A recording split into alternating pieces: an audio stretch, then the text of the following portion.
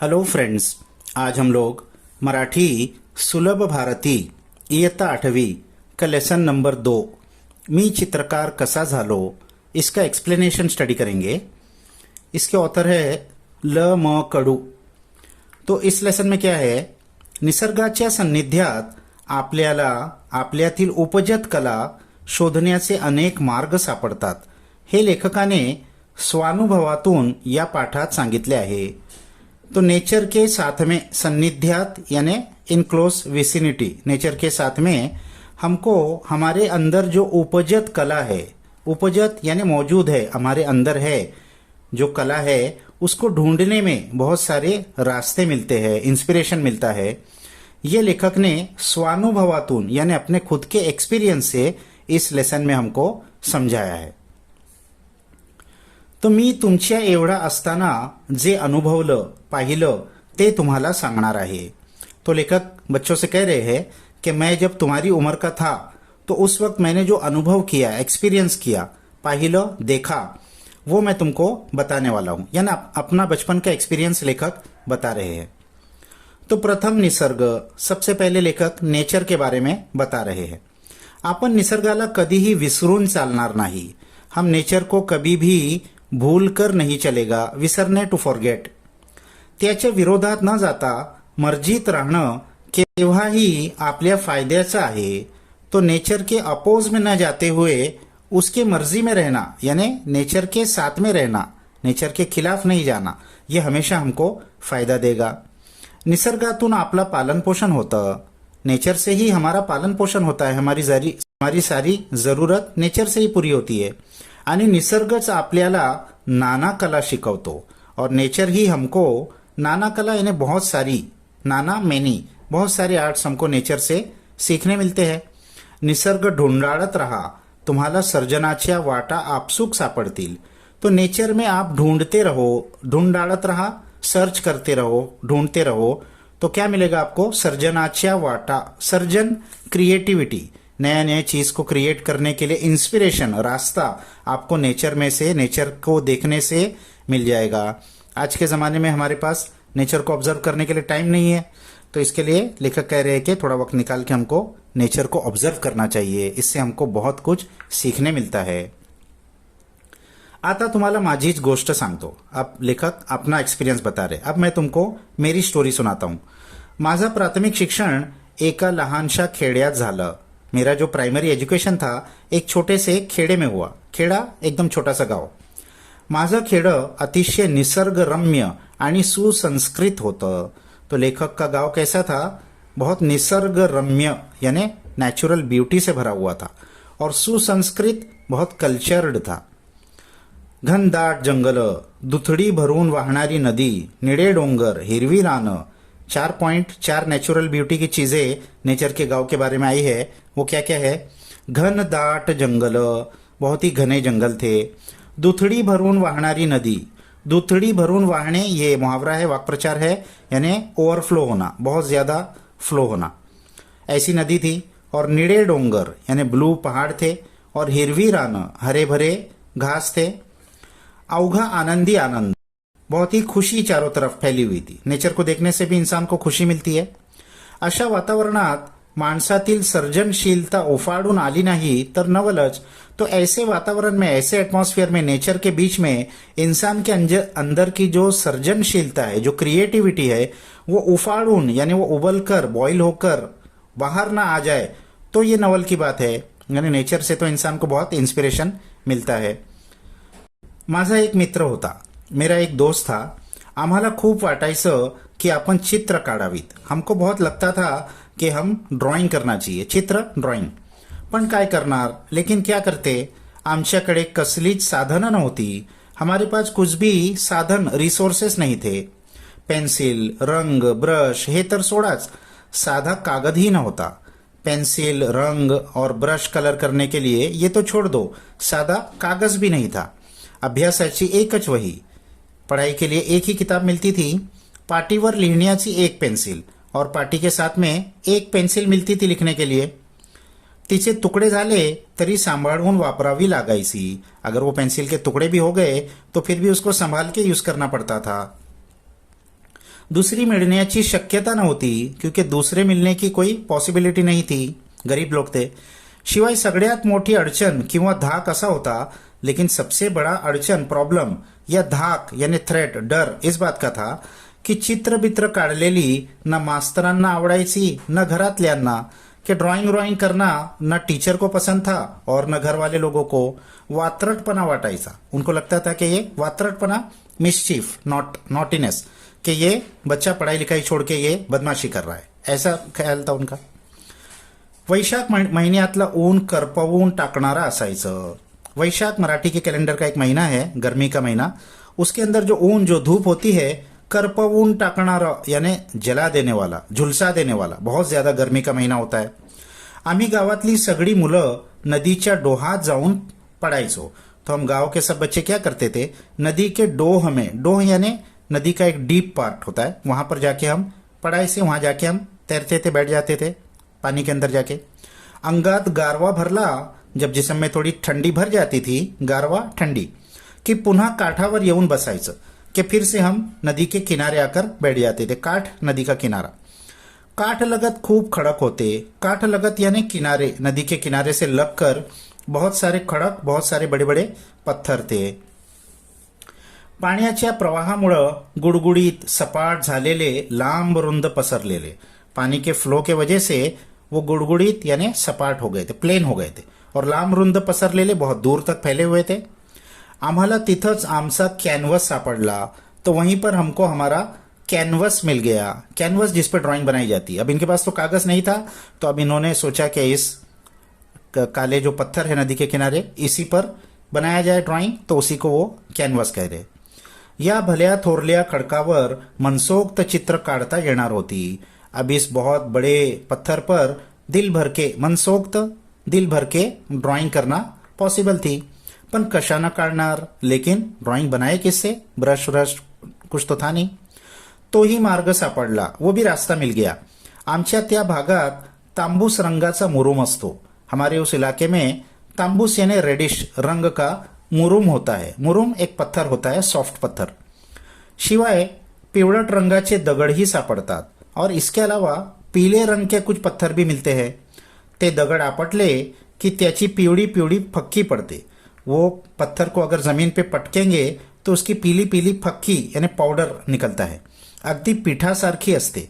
वो एकदम आटे के जैसा बारीक पाउडर होता है. हवा तसं पानी घातलं कि पिवळा रंग तैयार.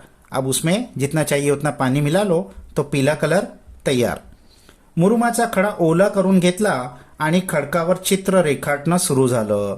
मुरुम का जो पत्थर था उसको गीला कर लिया, ओला यानी गीला कर लिया, और फिर उससे खड़कावर यानी पत्थर के ऊपर चित्र बनाना शुरू कर दिया. रेखाटणं यानी ड्राइंग बनाना, लाइन बनाना. काय काढू आणि काय नको असं व्हायचं. अब क्या बनाओ और क्या नहीं बनाओ ऐसा हो गया था. बहुत उनको अच्छा लगता था. गुडघ्यावर टेकून रेष काढण्यात दंग व्हायचो. गुड़गा घुटना, अब वो पत्थर क्योंकि जमीन पे था, तो घुटने पर बैठ के उसमें लाइन्स ड्राइंग्स बनाना, उसमें दंग हो जाता. रेषा काढीत हातभर पुढे सरकल्यावर मागे वळून पाहावा तर रेषा वाळून लाल जर्द झालेल्या असायच्या. लाइन्स बनाकर हाथ भर पुढे यानी एक हाथ की दूरी पर दूसरे पत्थर पे जब वो जाते थे, सरकते थे, और मागे वळून पाहावा, पीछे मुड़कर जब देखते थे, वळून यानी टर्न होकर, तो रेषा वाळून, तो वो जो ड्राइंग पीछे पत्थर पर बनाई थी वो क्योंकि गीले पत्थर से बनाई थी, और आगे दूसरे पत्थर पर ड्राइंग बनाते बनाते वो सूख जाती थी. वाळून यानी वाळून ड्राई हो गई, लाल जर्द झालेले असायचा. अब क्योंकि वो लाल पत्थर था मुरुम, तो वो लाइन अब एकदम डार्क रेड दिखती थी. जब गीला होता था तो लाइट रेड होती है, और सूखने के बाद एकदम डार्क दिखती थी. आणखी सुरसुरी यायची. तब ये देखकर इनको और एंथुसियाझम आता था. सुरसुरी, उत्साह.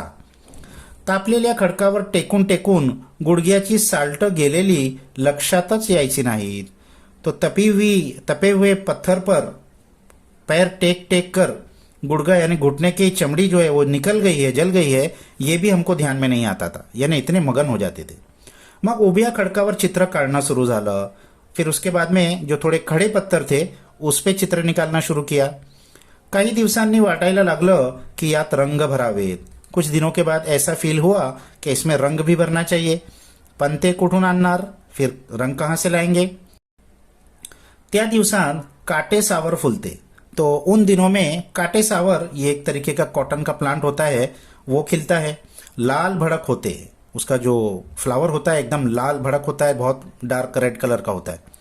तिच्या फुलातले पराग पाण्यात चुरगाडले की जांभळा रंग मिळतो। उसके फूल का जो पराग होता है, पराग यानी जो पोलन ग्रेन्स होता है अंदर, वो पानी में चुरगाडले यानी पानी में अगर उसको मिक्स कर दिया अच्छे से तो जांभळा रंग उसमें से, जामुनी कलर उसमें से मिलता है। शेंद्री नावाच्या वनस्पतीच्या बोंडातल्या बिया भगवा रंग देतात। इसी तरह एक और प्लांट है शेंद्री वनस्पति प्लांट, उसके बोंडातल्या, बोंड यानी पॉड जिसके अंदर बीज होती है कवरिंग, उसके अंदर जो बिया जो बीज होती है वो भगवा रंग देती है, सैफरन कलर उसमें से मिलता है। काही पानांचा हिरवा केला, कुछ पत्तों से हरा कलर मिल गया। चुन्याचा पांढरा, चूना तो जो था उसके पत्थर भी थे तो उसमें से सफेद कलर मिला। और कुंकवाचा लाल, कुंकम ये एक लाल कलर का पाउडर होता है तो उसमें से लाल कलर मिला। आणि दगडाचा पिवळा होताच, और एक पत्थर जो पीला वाला था तो उसमें से पीला कलर तो मिला ही था। बांबूची कोवळी काडी घेऊन पुढचं टोक ठेचलं की त्याचा ब्रश व्हायचा। अब बांबू की कोवड़ी यानी एकदम फ्रेश लकड़ी लेकर उसके आगे के सिरे को ठेच दिया पत्थर से अच्छे से तो उसमें से ब्रश तैयार हो जाता था। तहान भूक हरपून आम्ही दगडावरची चित्र रंगवत बसायचो।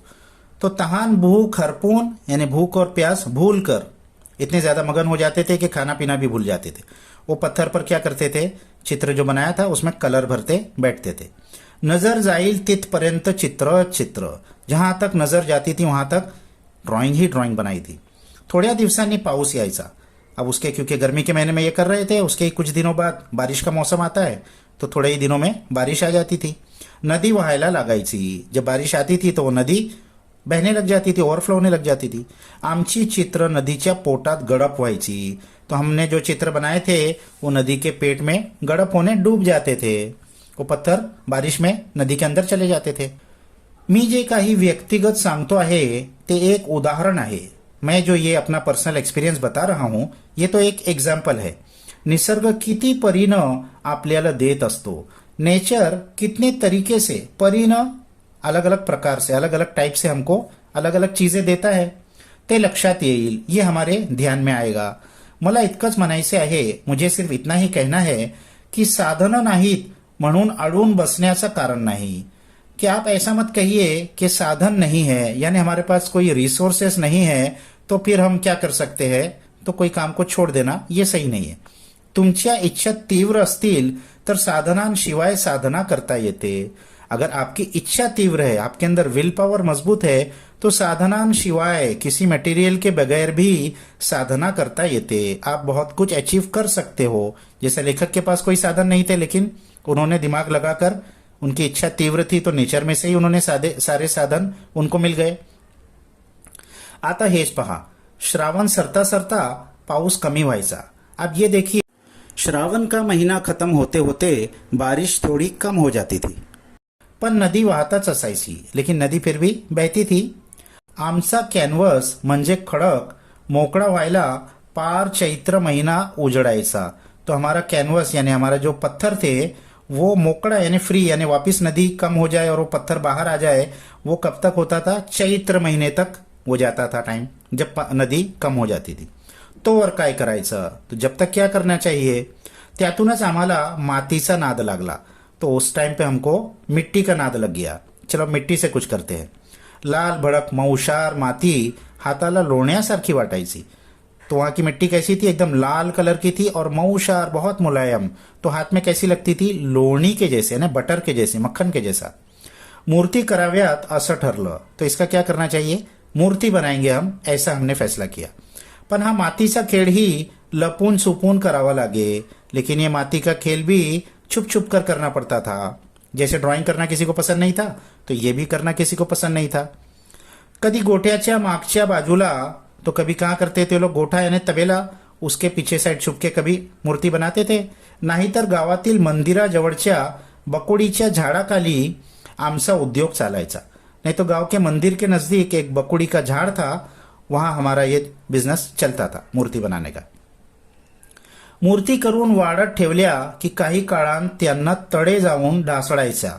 अब ये जो मूर्ति ये बनाते थे और बनाने के बाद वाळत ठेवल्या. वाळत यानी उसको सूखने के लिए जब रखते थे कि काही काळानं के कुछ टाइम के बाद त्यांना तड़े जाऊन उनमें क्रैक्स पड़ जाती थी, ढासड़ायचा और वो गिर जाती थी, क्रम्बल हो जाती थी, टूट जाती थी, हिरमोड व्हायचा. तो हम बहुत उदास हो जाते. त्यावर काहीतरी उपाय शोधायलाच हवा होता. तो इस पर कुछ ना कुछ उपाय, कुछ ना कुछ इसका सोल्यूशन ढूंढना ही जरूरी था. विचार करता करता लक्षात आलं, सोचते सोचते हमारे ध्यान में आया की गायीचं शेण ओला असताना जसं असतं तसंच ते वाळल्यावरही राहतं. कि गाय का जो शेन होता है यानी गोबर होता है वो जैसा गीला होता है सूखने के बाद भी वो वैसा ही रहता है.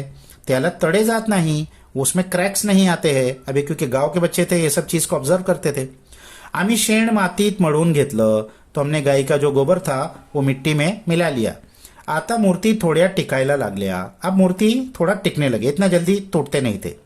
तरी जास्त दिवस झाल्यावर बारीक बारीक तड़े जाऊन ढलप्या पडायच्या.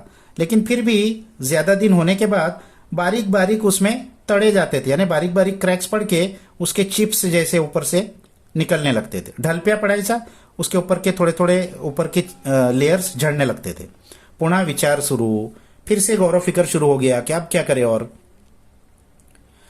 आमच्या गावात आठवडी बाजार भरायचा. हमारे गांव में हफ्ते का बाजार भरता था, यानी हफ्ते के एक दिन बाजार भरता था गांव में. माधू आयते कपड़े विकायला यायचा. माधू एक कपड़े बेचने वाला इंसान था. वो आयते कपड़े यानी रेडीमेड कपड़े बेचने के लिए आता था. सगड़ा डोंगर भाग, वो इलाका पूरा पहाड़ी था. फक्त पायवाटा, सिर्फ पैर से चलने की जितनी जगह थी. तो आपला माल घोड्यावर लादून आणायचा. तो वो अपना माल कपड़े घोड़े के ऊपर लाद कर लाता था. नांदुरकीच्या झाडाची दाट सावली पड़ायची. तो वहां पर एक नांदुरकी का झाड़ था, यानी पीपल के झाड़ का एक टाइप होता है. उसकी बहुत गहरी छाव पड़ती थी. तो झाडाच्या मुड़ीला घोड़ा बांधून ठेवायचा. तो उस झाड़ के रूट्स में वो घोड़े को बांध कर रखता था. आम्हाला घोड्याची लीद दिसली. हमको घोड़े की लीद यानी घोड़े के गोबर को लीद कहते हैं. लीद म्हणजे घोड्याचं शेण. लीद यानी घोड़े का शेण, गोबर. त्यात बरेच धागे धागे दिसत होते. उसमें बहुत सारे धागे उनको दिखे. हे धागे माती धरून ठेवतील असा विचार करून आम्ही तो प्रयोग केला. तो ये धागे धागे जो है ये मिट्टी को पकड़ कर रखेंगे, ऐसा हमको ख्याल आया. तो हमने वो एक्सपेरिमेंट शुरू किया. यानी अब गाय के शेण के साथ घोड़े का शेण भी मिट्टी में मिलाना शुरू किया. आता आमच्या मूर्तींना बिल्कुल तड़े जात नव्हते. तो ये इनका एक्सपेरिमेंट सक्सेस हो गया. अब इनकी मूर्ति का बिल्कुल तड़े जाते नहीं थे, बिल्कुल क्रैक नहीं पड़ते थे, बिल्कुल उसमें से चिप्स नहीं निकलती थी. केवढा आनंद झाला हे मला शब्दांत सांगता येणार नाही. कितनी खुशी हुई ये मैं वर्ड्स में एक्सप्रेस नहीं कर सकता. मी माध्यमिक शाळेत असताना आर्किमिडीज या शास्त्रज्ञाचा धडा वाचला. मैं जब मिडिल स्कूल में था तो आर्किमिडीज इस साइंटिस्ट का हमको लेसन था, वो मैंने रीड किया था. त्याला हवं होतं ते तत्व शोधण्यासाठी तो साध्या वाटणाऱ्या गोष्टीतही ते शोधत राहायचा. उसको जो चीज चाहिए होती थी वो ढूंढने के लिए बहुत सिंपल चीजों में भी वो उस चीज को ढूंढते रहता था, यानी रिसर्च करते रहता था. छोटी छोटी चीज ऑब्जर्व करता था. ते सापडल्यावर तो न्हाणी घरातून युरेका युरेका करत धावत सुटला. अब वो जो चीज ढूंढ रहा था वो जब उसको मिली, वो जब नहा रहा था, पुराने जमाने में नहाने के वो घर होते थे बड़े बड़े. ये बहुत पुराने ग्रीक का साइंटिस्ट है. तो वो टब जैसा होता था पानी भरा हुआ, उसमें वो गया तो उसमें से पानी गिरा. ये आप लोग ने साइंस में लेसन पढ़ा होगा. तो जब उसको वो आइडिया आई तो युरेका युरेका, ये ग्रीक का वर्ड है कि मुझे मिल गया, मुझे मिल गया, ये कहकर वो भागा वहां से. तेव्हा माझ्या लक्षात आलं की आपल्यालाही तेवढाच आनंद झाला होता जेव्हा मूर्तींना तडे जाण्याचं थांबलं होतं. तो मुझे ये ख्याल आया कि उसको जितनी खुशी हुई थी उतनी ही खुशी मुझे भी हुई थी जब वो मूर्ति क्रैक्स आना बंद हुए थे. आपल्या पुरता का होईना, सिर्फ मेरे पुरता ही क्यों न हो, लेकिन ये भी एक शोध था, ये भी एक मैंने कोई चीज डिस्कवर किया था.